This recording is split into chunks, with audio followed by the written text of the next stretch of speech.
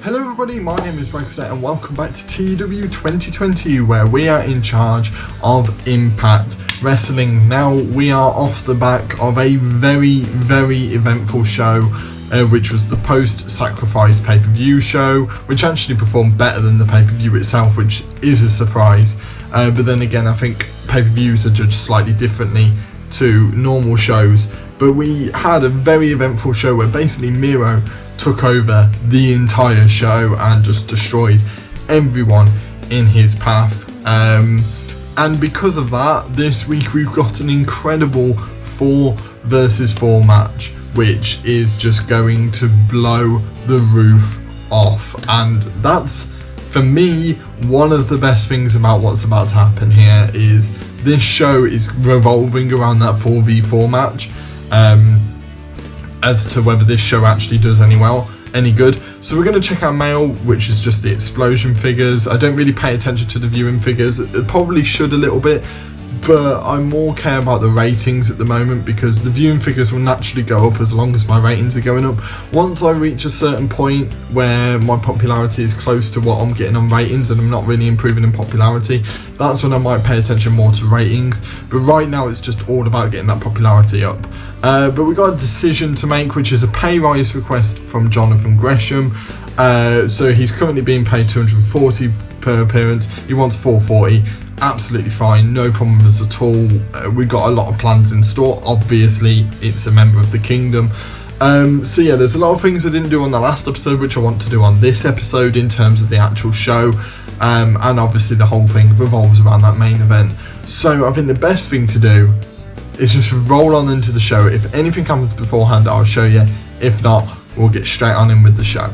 Okay, so I just wanted to draw your attention to something which I didn't realise. So basically, since the beginning of this series, Ring of Honor have been keeping up with us in terms of our production value at a very steady rate, and I was wondering what the hell was going on, because if I'm completely honest, I didn't realise. I don't actually believe Ring of Honor are that big. I don't think they're as big as Impact are, obviously because Impact have a lot more history. However, Ring of Honor are a higher company than us. Their biggest is the same as us, but across the board they are a bigger company, which is a shock to me. And like, all of their titles are more prestigious than ours, well, a lot of them anyway. So basically, it's now a battle between Ring of Honor, Impact, AEW and NXT.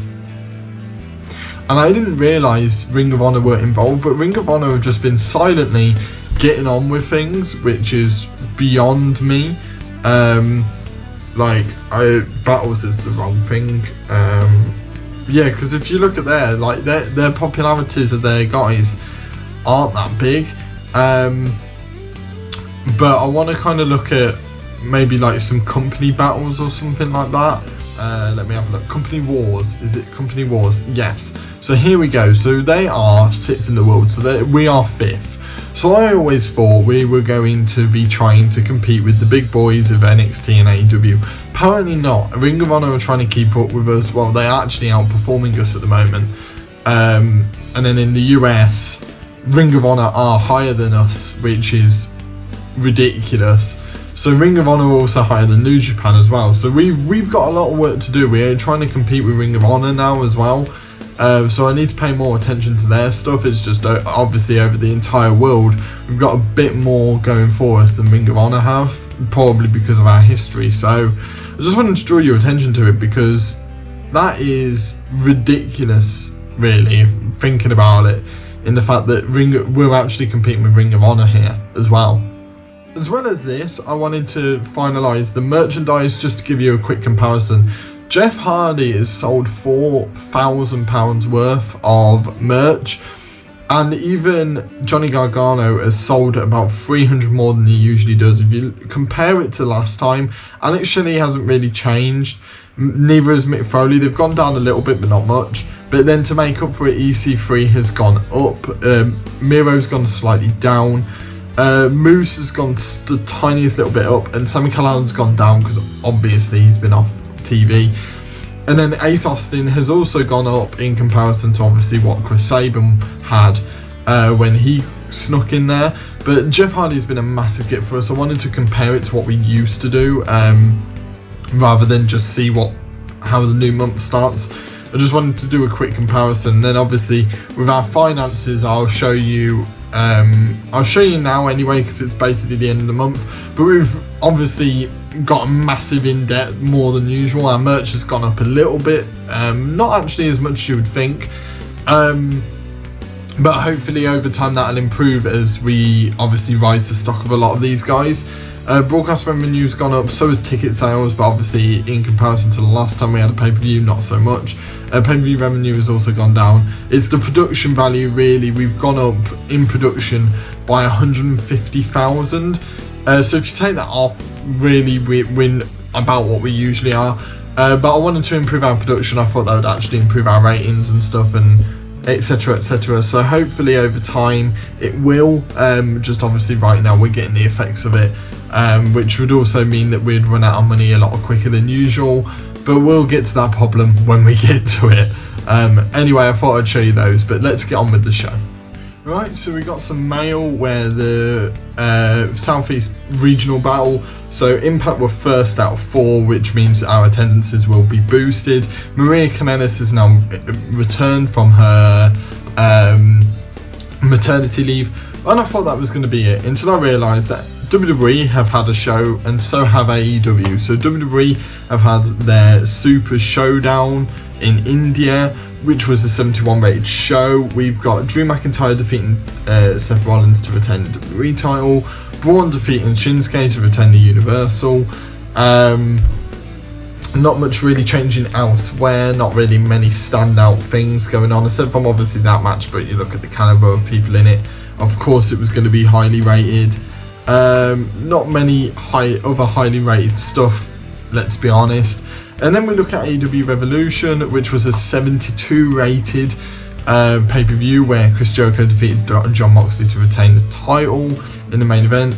Jon Moxley got an 83, Chris Jericho 71, so to produce an 87, that's incredible. 77 rated match there for Adam Page to retain the TNT title. Young Bucks defeat FTR and SCU in a ladder match to retain the AEW tag titles. And then there was a couple of other segments too. So yeah, really good show by AEW there, just beating out WWE as well. So, but yeah, those two pay-per-views I thought you guys would be interested in. Right, so I've booked the show, literally nothing happened, no backstage incidents, no mail, nothing. So we were able to just book the show. The main event is 40 minutes long. Hopefully these guys can pull it off. I think it being a tag team match, it can really do that, like having that really long main event. We haven't actually took anything away from the show. No, we haven't got a reduction in matches or segments or anything. As you can see, it's perfectly okay. But I think all it is maybe reduction in time of matches, because there was a couple of matches I knew that were going to be on this show that weren't going to be very long, which suited this long drawn out main event absolutely perfectly. So without further ado, let's get on with the show. So we start off the show with a 53 rated segment where Ace Austin is happy to open the show. He makes that very, very clear that, you know, last week he should have opened the show. He doesn't understand why he didn't, as he was the new champion. But this week he got to brag this, that and the other, and he came out with Man Fulton. And Ken Shamrock comes out, he goes, I want Fulton in the ring right now. Ace Austin is like, no, I don't want you to face Man Fulton, I want you to face me, I want a challenge tonight, he said. And Ken Shamrock was like, absolutely fine by me. You know, if I beat you, I'll get a shot at the title. So yeah, that is right here, right now, Ace Austin versus Ken Shamrock, which is a 52 rated match where Ace Austin defeated Ken Shamrock in about 12 minutes by pinfall with a house of cards after a distraction by Man Fulton. So he didn't quite get the job done on his own, but a Man Fulton got involved, which made Ken Shamrock very, very angry. but Ace Austin and Mama Fulton got out of there way before anything could happen. So yeah, really nice start to the show here, 2 above 50 ratings. I didn't really know how to start the show because all this show's basically about is the end of the show, but I knew that I wanted Ace Austin to be in there somewhere. I didn't know if I wanted a match or a segment, but I thought the segment would be stronger, to which it was. Then we got a 43 rated segment where TJP tells Melissa Santos that last week was the last straw and the TJP from now on will not be the same TJP you know. You know, TJP turned up, no bright colours, all quite dark colours. He seems to be tapping into a very dark part of himself, which obviously is hinting at future things to come. But yeah, he just warns that TJP will not be the same from now on and speaks in the third person as well. Then we have a 53 rated segment where the Kingdom brag about their wins at the pay-per-view. They big up Yehi and Gresham. They talk about, you know, how Yehi and Gresham beat the Good Brothers, a very infamous tag team in the world of wrestling, and they're a brand new team. You know, that just shows the chemistry that the natural chemistry that the Kingdom have together. So really nice stuff here. Didn't improve the storyline because I forgot to put them in, unfortunately for me. Whoopsie. Then we got a 36 rated segment where Rohit Raju comes out and he talks about, you know, I want to see my opponent, give me my opponent, give me my opponent. Then you hear this.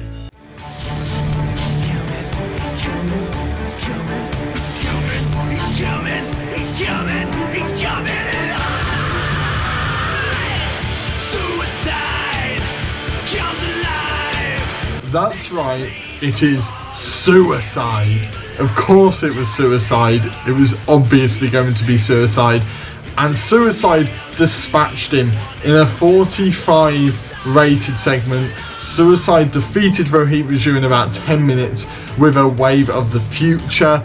Rohit Raju got a 36. Suicide, Frankie Kazarian, got a 50 rating here. Really nice stuff. Really happy with that.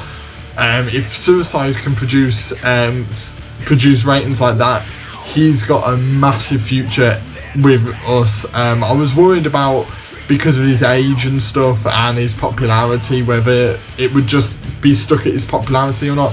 He's performing above that, so I'm really happy with that, because that shows that if I actually wanted to push Suicide in any way, shape or form, it would be worth it, and he'd produce some really good matches and possibly could even go into the main event scene if I really wanted him there.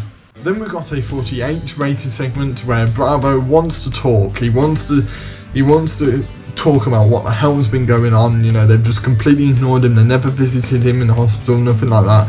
But Rosemary keeps talking about preparation for a showcase. She's like, I've got my showcase match next week. I've got my showcase match next week. This, that, and the other. So really trying to be like, not really avoiding the topic here, and not really wanting to give Bravo anything. And Valkyrie's just sat there kind of just going, yeah, we need to prepare for Rosemary's match next week, etc, etc.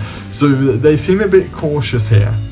Then we've got a 53 rated segment where the Rebellion, I'm going to call them the Rebellion, I guess. I don't really know what to call a group of people that go against a kingdom. I don't really know. So Rebellion it is for now, which obviously don't get confused with the Impact pay-per-view Rebellion, where they confront Moose and they ask for his assistance. They're like, look, you've got a history with him too, come on, you can do this. And Moose is like, no, I've only got a history with Elijah Burke. Elijah Burke's the only one I've got a history with. It doesn't matter about the rest. Like, I beat him, I destroyed Elijah Burke. That's that. It's done. I don't need to get involved. Stop trying to get me involved. So yeah, this is the Rebellion trying to even up the numbers, and Moose is just not having any of it. Then we've got a 31 rated segment where Heath defeated Rhino in about 5 minutes when Rhino intentionally got disqualified. He went almost immediately for a weapon and just started battering Heath. Heath with a 42, Rhino with a 37. This would have done well if given time, but I didn't want to give them time because I wanted to progress the storyline, which is a 41 rating, where Rhino completely lays out Heath. He goes mental, absolutely destroying him with steps, with chairs, etc, etc, destroying Heath, leaving him in wake and walking out, not giving Heath the satisfaction of a singles match. Then we've got a 51 rated segment where the Motor City Machine Guns are going for a little backstage interview with Melissa Santos and are immediately confronted by the Sons of Perfection, who talk about their intentions to go after that title. The Motor City Machine Guns are just like, look, you're a brand new team, you don't have much chemistry, you proved that in the Tag Team Classic. You know, you've got to prove yourselves to us, sort of thing. We are looking at other teams, including the Deaners. The mention of the Deaners completely threw off the Sons of Perfection. They were like, they're a nothing team, etc, etc. So it seems like the Motor City Machine Guns at the moment just keep getting involved with tag teams that are already in a feud and are both coming to a peak at the same time, resulting in it almost, involved in a triple threat match last time. This one is an interesting one, could it involve a triple threat match again, causing more troubles for the Motor City Machine Guns, or will there be a number one contenders match? We'll come to those later down the line, but I just wanted to sow some seeds here. Then we've got a 44 rated segment where Thunder Rosa defeated Madison Rayne in about 18.5 minutes with La Rosa. Thunder Rosa got a 45, Madison Rayne 37. Really good match in the Women's Showcase tournament here. Really happy with this. A 44 rating is beyond what I thought they could do, and I thought it might be about that 40 mark. A lot of these women's matches, I forget how good Thunder Rosa is, and all of these women are really showing why they deserve to be on here, and hopefully these are bumping their popularities up as the matches go on. In this showcase, all of their popularity should all come up at around the same time, and hopefully we'll end up with a really good match resulting in more popularity gains. This is all about getting the women's division up. Obviously I've done this with the X division, even though that didn't really need much changing, and the tag team division, which I did with their Tag Team Classic.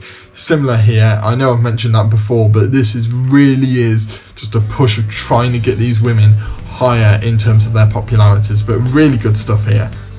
Then we've got a segment backstage where Elijah Burke is seen talking to Tasha Steelz again. This is the second time they've been seen together. They're just talking backstage. You can't really make out what they're talking about. This is just a very short segment, but it's very obvious that they are enjoying their conversation. Then we have a 47 rated segment where Maria comes out with Mike Bennett and the Butcher. I might change the Butcher's name, we'll see about that, but I don't mind keeping the Butcher as it is. It's shown to be the brain of it all. They are called Allure, Allure. So like, roses and love and stuff, because that's like Maria and Mike's little mini thing is their love together. And then the Butcher is obviously the muscle of the group. It's just a tiny little faction, there's nothing much to it. It is literally a tag team and a manager, but it's still a faction nonetheless. And they slander the Warriors of Pain, so that they are pathetic and that, they are completely and utterly worthless. They are a disgrace to the wrestling industry, etc, etc. The Butcher just stands there and is obviously just a menace. And then Brian Myers comes out and is just like trying to be all best buddies with these guys, and is like, thanks for last week, thanks for the assist, I've missed you, Mike, I've missed you, this, that and the other. And they just kind of talking down a little bit. They're like, no. We helped you, yes, but that's due to our disrespect of, the Warriors of Pain. And they kind of hint that Brian Myers, they don't want him in the group, but they don't annoy Brian Myers. They kind of are nice to Brian Myers. It seems like they're trying to manipulate him into helping them out. So yeah, really good segment here. Maria did really well, Mike Bennett did really well, and Brian Myers did brilliantly. It seems like all of these segments, do you know what, I think this might be one of my best rivalries. for the near future, and it could result in a very good match at the end of it. You know, it seems like Maria and Mike Canessa are amazing on the mic. Obviously the Butcher's really good at a menace as well. If Brian Myers can perform on the mic, and we know the Warriors of Paint can perform on the mic, this could end up in a really, really good feud. So I'm excited about this one. Then we've got a 43 rated segment where the Rascals cut a promo on being serious. And they say, look, you know, we are serious. We are a serious team. We do take things seriously because you have taken things way too far. There is no need for you guys to be the way you are to us, you know, destroying every opportunity we come across. And they're just like, and if you want to focus on our names, fine. We'll bring our names back. So now it is no longer Trey, Dez and Wentz. This is Trey Miguel, Desmond Xavier and Zachary Wentz. They are back with their full names and everything. No shenanigans. This is a more serious version of the Rascals than you've ever seen before. I know their comedy kind of, you know, was one of the reasons why they made a name, but seeing Trey being serious in Impact at the moment and seeing NXT version of the Rascals in MSK, I really like that, and I want to kind of replicate that. You know, they are fun and loving and they are, you know, a fun team, but there is this serious desire to win, and I wanted to bring that in here. And this is now it. This is now where things get serious between these two factions. And the main event of the evening, the 4v4 match. This is dependent on the entire show. 61, get in, 61 rating. Lovely stuff. You don't know how good that feels. You do not understand how good that feels. So we have Johnny Gargano, Rick Swann, EC3 and Jeff Hardy defeating Miro, RVD, Eric Young and Jake Crist in 36 minutes when Jeff Hardy pinned Rob Van Dam with the twist of hate. Jeff Hardy 67, EC3 55, Rick Swann 45, Johnny Gargano 59, Jake Crist 49, Eric Young 43, RVD 50 and Miro with a 59. It's gained heat for every single one of our storylines. Katie Forbes did some good work at ringside. Jeff Hardy's getting better at his gimmick. Really good match here. I was worried it'd be low 50s. I was hoping for high 50s to get in those 60 mark, especially when only one of the members, Jeff Hardy, got in there, which to be honest was my aim. I was hoping Jeff Hardy would bump this rating up because, let's be honest, if it didn't have Jeff Hardy in, it might have lacked because of the lack of star power maybe, except for maybe Johnny Gargano and Miro. I only the two real stars in this, the rest of them are kind of just there, so I really needed that star power, and Jeff Hardy did produce that, and he produced a great match there. So it will be Johnny Gargano, Rick Swann, EC3 and Jeff Hardy in a fatal 4-way match next week for the #1 contendership for the Impact World Championship. What a match that's gonna be. And to finish the show, 58 rated show. I'm really happy with that. It possibly could have been more. I think that Heath segment did drag it down because I think the matches have a bit more weight. So I think that dragged it down, but it was within reason. It was meant to be that way. So I do understand. But yeah, I'm really happy with that show. Lovely stuff. But yeah, that sets up next week's show perfectly. There's a few different matches. I don't have many matches, if I'm completely honest, that are in the can. The only two are the Fatal 4-Way match and the Rosemary's Showcase match versus something Ryan. What's Lacey Ryan? That's it. So her match versus Lacey Ryan are the only two that really got properly confirmed for next week. But there's a few matches I could go. I could obviously go with Heath versus Rhino again. I could go with Man Fulton and Ken Shamrock.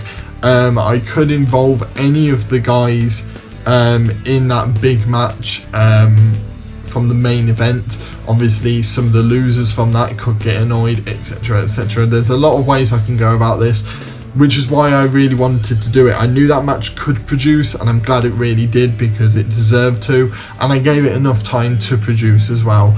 So we are motoring ahead, and talking about motoring ahead, we've got some mail. Have we got anything important? No, just some viewing figures. Obviously we've got Explosion next, to which we'll get to that in a second. Our size, has anything improved? I wouldn't expect it to. I know our size has improved in a few regions, but that's obviously the US is what we're focusing on at the moment. But I'm really happy with that. Some really good stuff on there. So let's move on into Explosion. If anything happens beforehand, I'll show you. If not, we'll just get straight on in with the show. Right, so we got some mail where AEW made some production changes, which doesn't affect us too much because they're already better than us. Speaking of AEW, they had a 73 rated show. I think we had, what, a 61, something like that. So they had a really good show here, with the main event being Brooke, Matt Hardy and Pac versus Paige and Omega. To be honest, this is probably, looking at this show, is one of the most normal shows I think I've seen them do, where it actually looks like a show that would happen. So yeah, 73 ratings, really good by them. And then NXT was a 63, so they did beat us. And that main event got a 68, and I think probably saved their rating a little bit, which was the Heavy Hitters defeating Onslaught. Bloody hell. Karrion Kross and Timothy Thatcher facing Tommaso Ciampa and Pete Dunne. Yeah. That's just hard hitting mayhem. No wonder that did well. So yeah, really happy with that stuff. You know, it's not as good. Obviously, we didn't compete as much this week, but I don't really mind us not really competing when we have a show like that, because that one was just literally a setup show. We're kind of in a lull at the moment. That first show back was a fluke. Even though we did get a 61, so it's not... No, we didn't. We got a 58, didn't we? We got a 58 rating. So don't put anything down in the comments. If you did, delete that comment. Slagging me off. But yeah, 58. It's not great, obviously, but it's still good. It was still improve our popularity, but it's just not obviously the heights of what, the 64 whatever we had last time, or something ridiculous.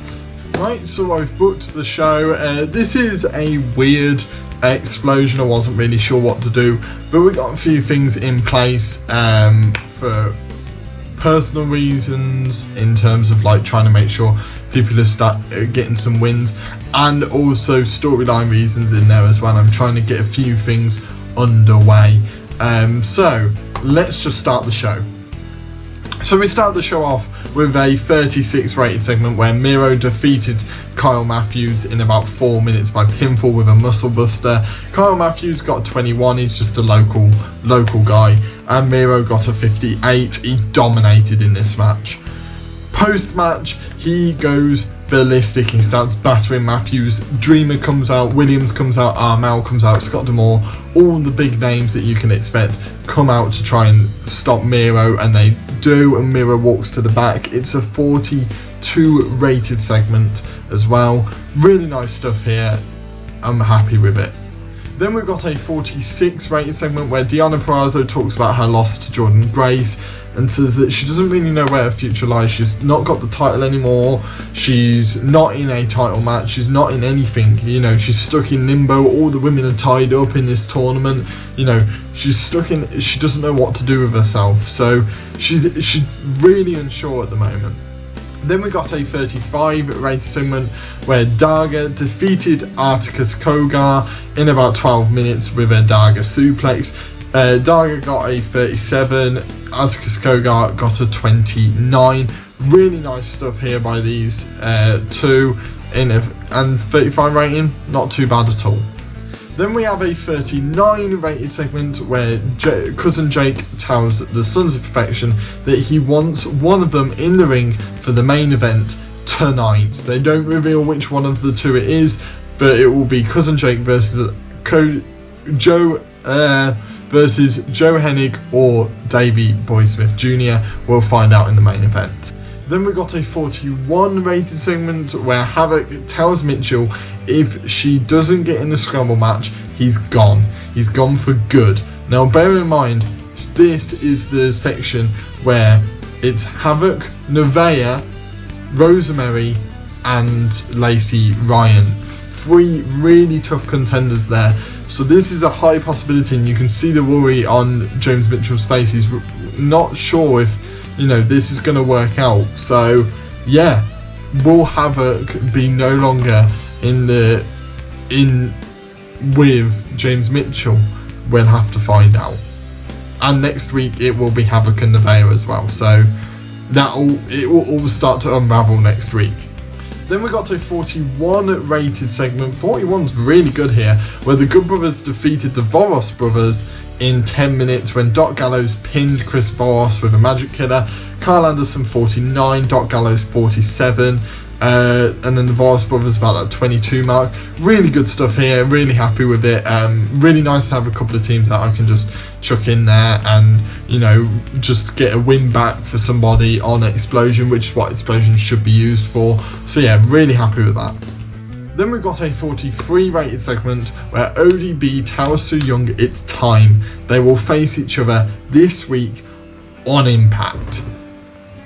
This is it. This is maybe the first and the last time these two are in the ring, or maybe it will spark other stuff. Don't really know, but they're finally meeting in the ring next week. And the main event of the evening is a 43 rated match where Cousin Jake defeated Davey Boy Smith Jr. in about 15 minutes by submission. Davey Boy Smith Jr. with a 41, Cousin Jake 43. Do you know what? These tag team guys are really doing some good stuff in the singles division, and I'm starting to really understand how to use that. You know, you don't need to use it week in, week out, but you can always use it, you know. That's how we found out Alex Shelley's technically a main eventer at the moment, which is a really nice thing. But that finishes the show and gives us a 43 rated show. Really good stuff there. I wasn't expecting it to be any good, and it ended up being decent. So yeah, I'm really, really happy with that. I'm chuffed to bits, and I feel as though this is setting up to be for some really good stuff in the future. You know, some rivalries that I wasn't sure would do really well are starting to do well, like the Warriors and Paint versus Allure and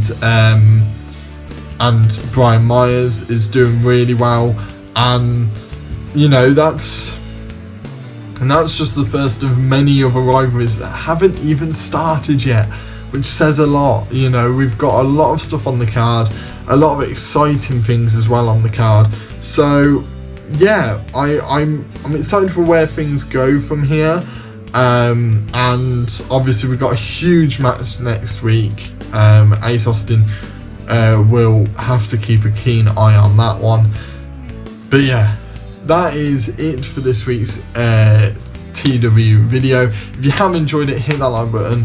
If you have enjoyed it, comment anything down below. Where do you think this is all going? Where do you want it to go personally for you? I would love to hear that, so do put that down in the comments down below. If you're new here, please do subscribe for more stuff like this, and I shall see all of you in the next video. See ya!